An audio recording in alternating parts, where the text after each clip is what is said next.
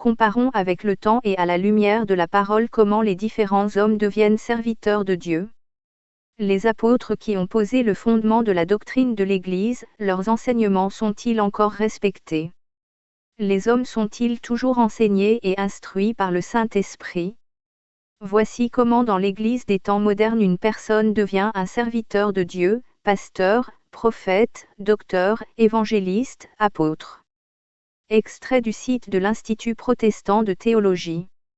Le stage, les étudiants du master professionnel effectuent auprès d'un pasteur, un stage d'une durée correspondant à un mi-temps sur l'ensemble de l'année universitaire. L'étudiant stagiaire regarde faire, fait avec son accompagnateur et fait seul en situation de responsabilité, sous l'autorité du pasteur.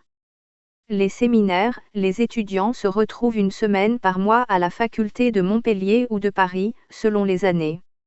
Ils y suivent des enseignements dans 4 séminaires, théologie et pratique, pour la reprise théologique du stage, homilétique, catéchétique et accompagnement pastoral.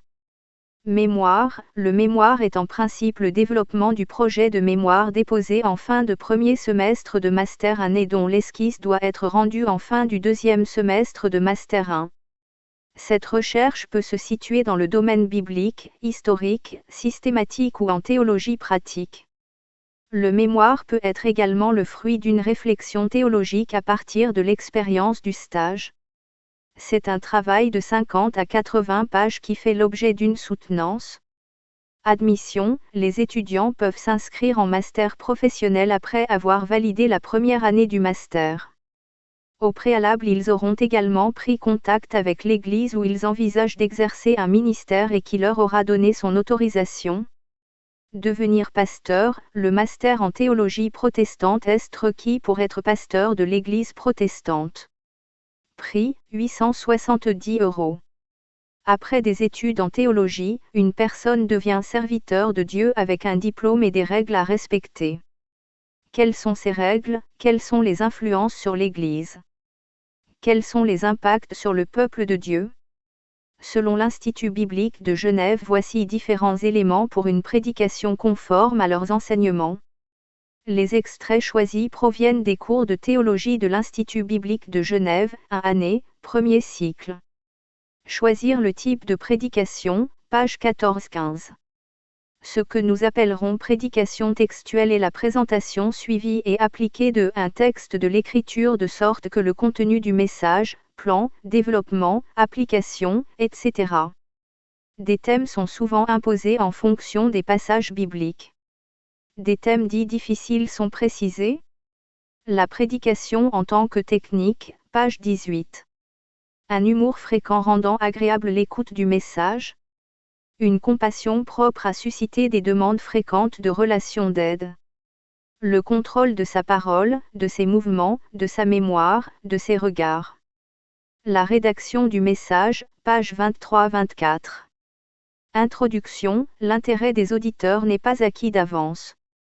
Les semaines chargées des uns et des autres, le repas qui se prépare pour les invités, les soucis de la semaine qui suit font qu'ils ne sont pas prêts à entrer dans un texte qu'ils n'ont pas lu et médité comme vous. Proposition centrale, PC, pour aider à rédiger une PC, on part de ce que le texte disait aux personnes de l'époque pour l'appliquer de plus en plus à une situation actuelle. Exemple de Robinson, effet de style et exemple intéressant, humour, contraste, altération, impératif, lecture, conclusion, il s'agit de faire atterrir l'Église et la préparer à réintégrer le monde. Ce dont elle se souviendra dépendra en grande mesure de ce qui aura été dit lors de la conclusion. C'est donc l'une des parties les plus importantes. Quelques exemples, jamais prêcher un sujet où l'on sait que sa vie n'est pas en règle avec Dieu. C'est de l'hypocrisie que Dieu saura déloger et mettre en lumière devant tout, sur l'adultère alors que l'on est dans l'immoralité, ne pas devenir le boucher des brebis.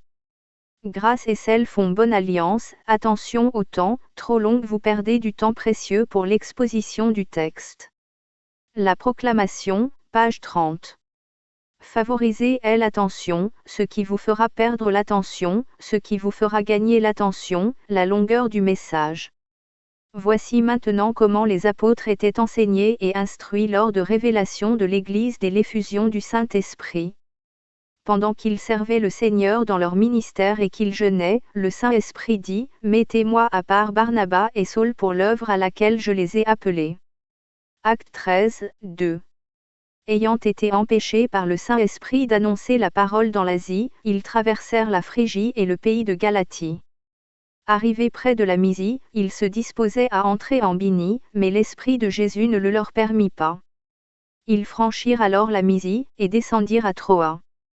Pendant la nuit, Paul eut une vision, un Macédonien lui apparut, et lui fit cette prière, « Passe en Macédoine, secours-nous. » Après cette vision de Paul, nous cherchâmes aussitôt à nous rendre en Macédoine, concluant que le Seigneur nous appelait à y annoncer la bonne nouvelle. Actes 16, 6. Ayant ouï ces choses, ils eurent le cœur fortement touché, et ils dirent à Pierre et aux autres apôtres, « Hommes frères, que ferons-nous » Actes 2h37. Comme nous allions au lieu de prière, une servante qui avait un esprit de python, et qui, en devinant, procurait un grand profit à ses maîtres, vint au-devant de nous, et se mit à nous suivre, Paul et nous. Elle criait, « Ces hommes sont les serviteurs du Dieu Très-Haut, et ils vous annoncent la voie du salut. » Elle fit cela pendant plusieurs jours. Paul fatigué se retourna, et dit à l'esprit, « Je t'ordonne, au nom de Jésus-Christ, de sortir d'elle. » Et il sortit à l'heure même. Actes 16h16. Or nous avons reçu non point l'esprit de ce monde, mais l'esprit qui est de Dieu, afin que nous connaissions les choses qui nous ont été données de Dieu, lesquelles aussi nous proposons, non point avec les paroles que la sagesse humaine enseigne, mais avec celles qu'enseigne le Saint-Esprit, appropriant les choses spirituelles à ceux qui sont spirituels. 1 Corinthiens 2, 9. Voilà l'Église de Jésus-Christ, le Saint-Esprit guidait les apôtres dans sa parfaite volonté, ils étaient attentifs et sensibles à sa voix, ils avaient le discernement spirituel pour chasser des démons, ils opéraient de grands miracles, les âmes étaient touchées sans technique, sans effet de style, ni de rédaction. Paul et Pierre par exemple préparaient-ils leur message avant de prêcher? Avaient-ils des sermons textuels, faisaient-ils des études de théologie, avaient-ils des diplômes? Aujourd'hui, où est l'empreinte du Saint-Esprit dans cette approche humaine du ministère? Où est la liberté? Que faire donc, frères? Lorsque vous vous assemblez, les uns ou les autres parmi vous ont-ils un cantique, une instruction, une révélation, une langue, une interprétation, que tout se fasse pour l'édification. 1 Corinthiens 14h26. Le Saint-Esprit est le temple de Dieu en nous qui doit nous enseigner toutes choses. Jean 14h26 et non les hommes. Le vent souffle où il veut, et tu en entends le bruit, mais tu ne sais d'où il vient, ni où il va. Il en est ainsi de tout homme qui est né de l'Esprit. Jean 3, 8. Est-ce que la théologie nous pousse à vivre selon le Saint-Esprit? Non, la théologie nous pousse à vivre selon la chair, à tout contrôler, tout prévoir, tout anticiper. Jésus-Christ ne nous a pas enseigné à aller en classe pour le connaître mais à être dans sa présence pour le découvrir afin qu'il se révèle à nous. La grande majorité des hommes de Dieu, principalement des églises fédérées, la FPF, EPUF, la CAF, en France et dans le monde imposent des études théologiques aux personnes souhaitant servir Dieu dans leurs assemblées. Les conséquences sont qu'il n'y a plus de vie de l'esprit, peu de miracles, de délivrance. Les sermons sont fabriqués de toutes pièces, les hommes de Dieu utilisent beaucoup plus leur charisme et leur éloquence que les dons de l'esprit. Au lieu de dépendre de Dieu pour tout, ils se basent sur leurs capacités naturelles. À cause de l'influence néfaste de la théologie, le temps des apôtres est vécu uniquement dans la lecture de la parole mais plus dans l'assemblée locale.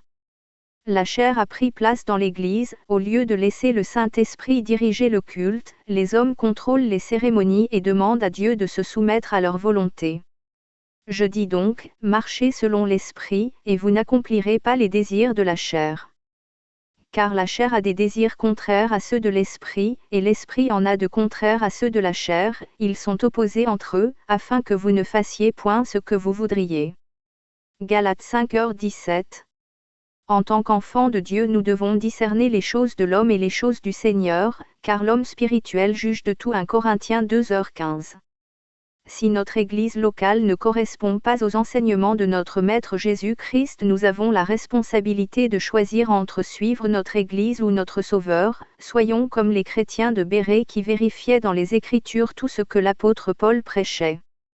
Aussitôt les frères firent partir de nuit Paul et Silas pour Bérée. Lorsqu'ils furent arrivés, ils entrèrent dans la synagogue des Juifs. Ces Juifs avaient des sentiments plus nobles que ceux de Thessalonique, ils reçurent la parole avec beaucoup d'empressement, et ils examinaient chaque jour les Écritures, pour voir si ce qu'on leur disait était exact.